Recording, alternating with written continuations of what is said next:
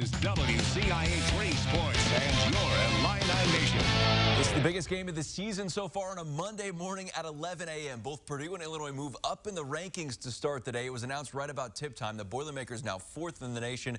The Illini 17th in the AP poll. And the Orange and Blue get a big boost off the bench. Andre Curbelo returns to the court back after missing the last 11 games, and the Illini sure needed him. Sold out State Farm Center crowd to see this one, and it lived up to the hype. Here's Zach Edey, no hesitation to the hoop. The Illini missed their first 5 shots. Advantage Edey over Kofi Coburn early. Edey makes 4 of his first 5. Here's Coburn's only bucket through his first 5 shots.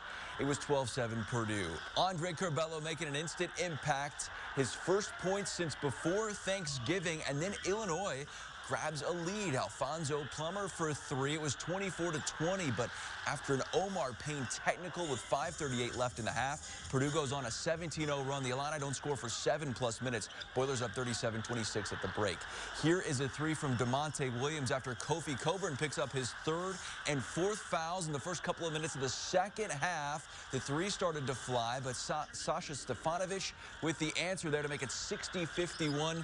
Purdue, but Curbelo late absolutely takes over. The magician going right around 7'4" Zach Edey. The lead's down to 2. Then he ties it up with just a few seconds left off this incredible play. 69-69, a career high for Curbelo. We're heading to overtime, and then this play is going to be talked about for a while. Boss man's Verdonk. Benjamin with a huge play. He doesn't take the layup, dishes it out to Alfonso Plummer, who makes the 3, but Jaden Ivey, the future NBA lottery draft pick, with a layup. Plummer doing his best to send it to double OT. He does that with a layup after Ivey's 3 misses to send to end the game in overtime, and then double overtime. Purdue walks out with a win. They beat Illinois despite that career night from Andre Curbelo. 96-88 the final in 2 overtimes. Here is Andy Olson with more from the farm.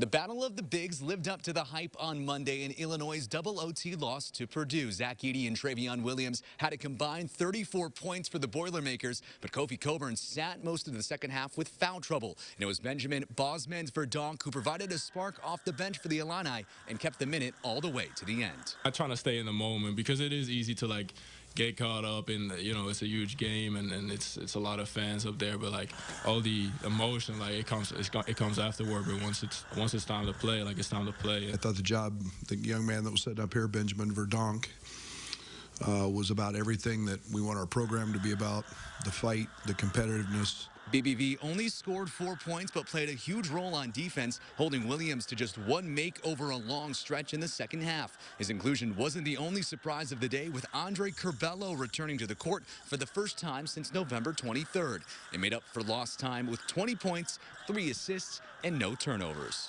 An idea going in, I'd play him 6 to 8 minutes.